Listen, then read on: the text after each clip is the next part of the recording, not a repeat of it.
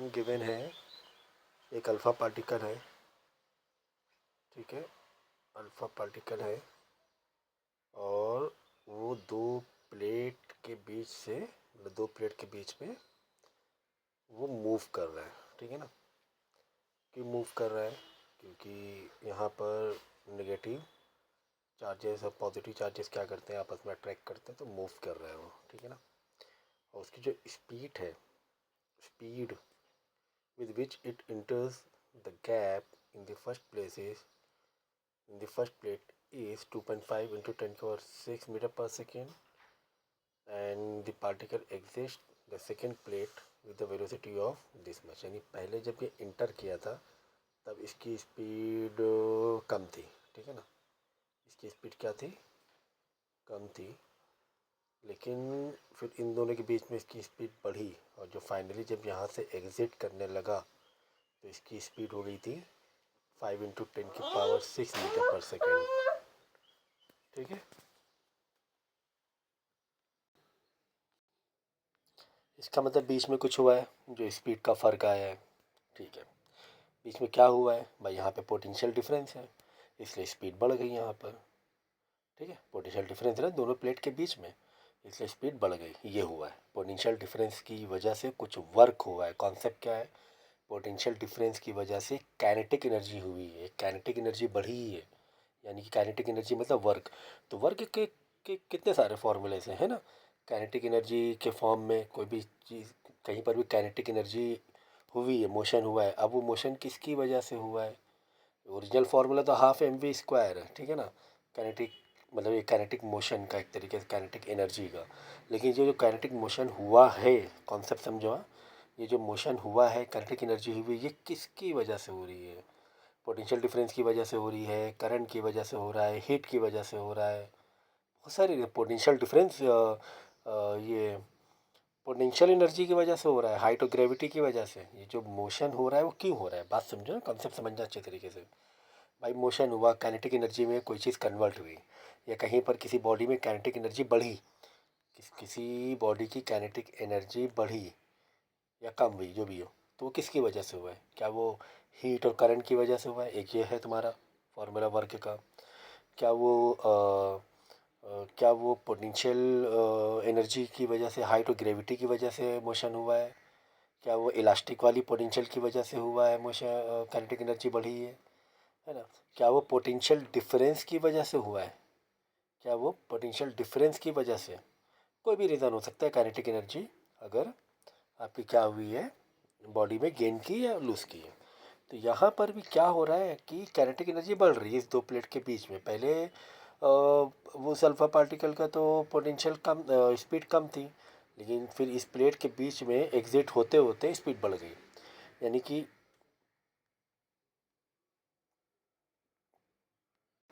ठीक है। तो कॉन्सेप्ट समझ में आया। तो यहाँ पर वर्क जो हो रहा है, काइनेटिक एनर्जी जो बॉडी में गेन कर रही है, पोटेंशियल डिफरेंस की वजह है, ठीक है। ये तो हो गया। अब नीचे क्वेश्चन क्या पूछ रहा है, देख लो ज़रा। पूछ रहा है कि calculate the potential difference between the plate. Potential difference पता करना है, तो उसमें जो भी तुम्हारा मास का देखो, पार्टिकल का मास भी दिया हुआ है, ठीक है, चेक कर लेंगे। Calculate the electric field between the plate, दोनों के बीच की इलेक्ट्रिक फील्ड पता करना है, ठीक है। Name a device where this principle is use, ठीक है। ये चीज़ें हमें पता करनी। तो फटाफट इसके देखो मैं,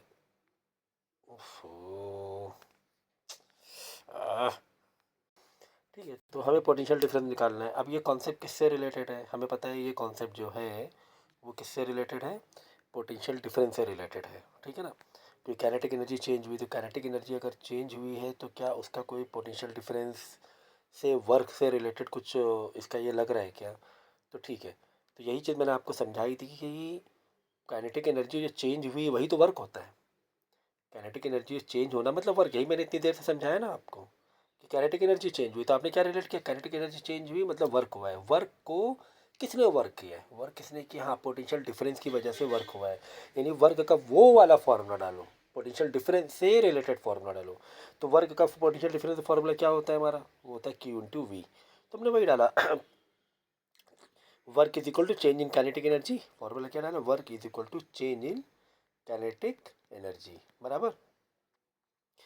तो वर्क का कुछ भी हो सकता है। अगर हीट कर रहा है तो आई स्क्वायर आर टी डाल दिया, पोटेंशियल ग्रेविटी की वजह से पोटेंशियल डिफरेंस उसका डाल दिया हमने, पोटेंशियल एनर्जी का mgh वाला, ठीक कुछ भी। तो यहाँ पे वर्क का चेंज इन काइनेटिक एनर्जी, तो ये वर्क किसने किया है, वो किसकी वजह से हुआ है, वो पोटेंशियल डिफरेंस की वजह से हुआ है। तो पोटेंशियल डिफरेंस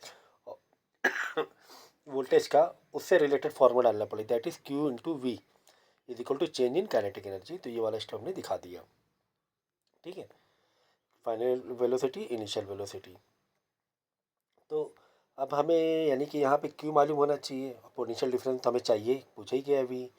और बाकी फाइनल वेलोसिटी इनिशियल पता है, यानी हमें क्यू पता होना चाहिए। तो क्यू यानी चार्जेस अल्फ़ा का, तो हमें मालूम होना चाहिए, ठीक है ना।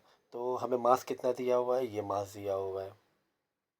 और चार्जेस हमें अगर उसका निकालना है अल्फ़ा का, तो अल्फ़ा पार्टिकल का, तो 2 × E से निकाला जाता है, पता ही है आपको। तो 1.6 × 10⁻19 इंटू 2, क्योंकि अल्फ़ा में 2 पार्टिकल होते हैं। तो 2 × E से, यानी हमने सी तो निकाल ही दिया, मतलब क्यू तो हमने निकाल ही दिया है। तो क्यू मालूम पड़ ही गया हमें, यहाँ पे क्यू मालूम पड़ गया, क्यू को इधर आके डिवाइड करा लेना, तो आपको आंसर आ जाएगा, ठीक है। सिंप्लीफिकेशन नहीं बताएंगे हम, सिंप्लीफिकेशन कर लेना, m यहाँ से कॉमन आ जाएगा, और जो 2 यहाँ पे डिवाइड में जाएगा, मतलब ये q जो डिवाइड में जाएगा, q इसको भी डिवाइड में जाएगा, q इसको भी डिवाइड में जाएगा। तो 2q यानी 1/2q कॉमन बाहर आया, m कॉमन बाहर आया, इन ब्रैकेट बचा final velocity minus initial velocity, समझ गए। तो यहाँ से पोटेंशियल डिफरेंस तुम्हारा निकल आएगा, ये सिंप्लीफाई कर लेना। नेक्स्ट हमारा है कि calculate the electric field between the plate. भाई हमें पोटेंशियल डिफरेंस तो मालूम पड़ गया, बाई चांस पोटेंशियल डिफरेंस तुम्हें नहीं पूछा होता, तुम्हें डायरेक्ट पूछा होता क्या कि इलेक्ट्रिक फील्ड बताओ प्लेट के बीच में, तो हमें पता है इलेक्ट्रिक फील्ड का फॉर्मूला क्या लगेगा, v/d लगेगा। फिलहाल इसमें क्योंकि तुम्हें 2 प्लेट के बीच में डिस्टेंस दिया गया है और v तो तुम्हें नहीं दिया गया था, तो v हमने, अगर v नहीं पूछा गया होता तो इलेक्ट्रिक फील्ड के लिए तो भी v हमें यहाँ से निकालना पड़ता, बराबर। तो कितना अच्छा क्वेश्चन है, काफ़ी सारी चीज़ें इसमें पता चल रही है हमें। तो v/d हमने कर लिया, तो डिस्टेंस हमें पता है, v हम निकाल चुके हैं ऊपर, ठीक है। तो यहाँ से इलेक्ट्रिक फील्ड निकाल लेना। फिर तीसरा वाला है नेम ए डिवाइस वेयर, चलिए ना, हाँ, name a device where this principle is use. तो ये प्रिंसिपल कहाँ पे यूज़ होता है, ये मतलब प्रैक्टिकली कहाँ पे यूज़ होता है। So the principal accelerating charge particle using a potential difference is used in a cyclotron or linear accelerator. It is also a fundamental principle behind cathode ray tube। CRT के लिए mainly use होता है। CRT हमें पता है कि CRT alpha particle base पर काम करता है, ठीक है। पुराना जो हमारा मॉनिटर होता था, टीवी होता था, वो पुराने ज़माने में, ओके।